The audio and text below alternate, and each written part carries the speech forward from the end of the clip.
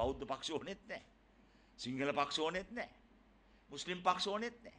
எமக்கு பௌத்த கட்சி தேவையில்லை, சிங்கள கட்சி, முஸ்லிம் கட்சி மற்றும் தமிழ் கட்சிகள் தேவையில்லை.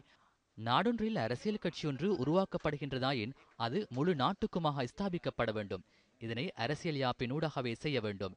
இந்த அரசியல் யாப்பு நிறைவேற்றப்பட்ட பின்னர் பெண் ஒருவரை ஆணாகவும் ஆண் ஒருவரை பெண்ணாகவும் மாற்றுவதை தவிர அனைத்தையும் என்னால் செய்ய முடியும் என ஜி.ஆர். ஜெயவர்தன கூறியிருந்தார். அதனையும் விட மேலாக சென்று முழு பாராளுமன்ற உறுப்பினர்களையும் பெண்ணாக அவர் மாற்றினார். ගෑනු කළා මේ මිනිස්සයා. ගැණියෙක් මිනිහෙක් කළා පාර්ලිමේන්තුව ගෑනුවට පත් කළා. தற்போது சட்டம் மீதான நம்பிக்கை இல்லாமல் போயுள்ளதாக இதன்போது மேலும் கருத்து வெளியிட்ட மாதுலுவாவே சோபித தேரர் குறிப்பிட்டார். කිසිම කෙනෙක් சட்டம் என்பது அனைவருக்கும் நியாயமானதாக இருக்க வேண்டும். எவரும் சட்டத்தை மீறி செயற்பட முடியாது. இந்த நம்பிக்கை தற்போது எம்மிடம் இல்லை.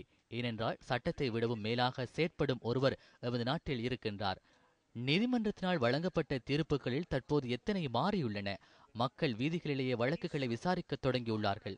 கட்டுநாயக்கவில் இடம்பெற்ற துப்பாக்கிச் சூட்டில் இளைஞர் ஒருவர் உயிரிழந்தார். இதன் காரணமாக பொலிஸ்மா அதிபர் ராஜினாமா செய்தார்.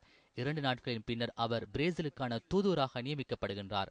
இதனால் இங்குள்ள பொலிஸ்மா அதிபர்களுக்கும் இத்தகையதொரு நடவடிக்கையை மேற்கொள்ளக்கூடியதாக இருக்கின்றது. பதவியை ராஜினாமா செய்த பின்னர் தூதுவர் பதவி வழங்கப்படுகின்றது.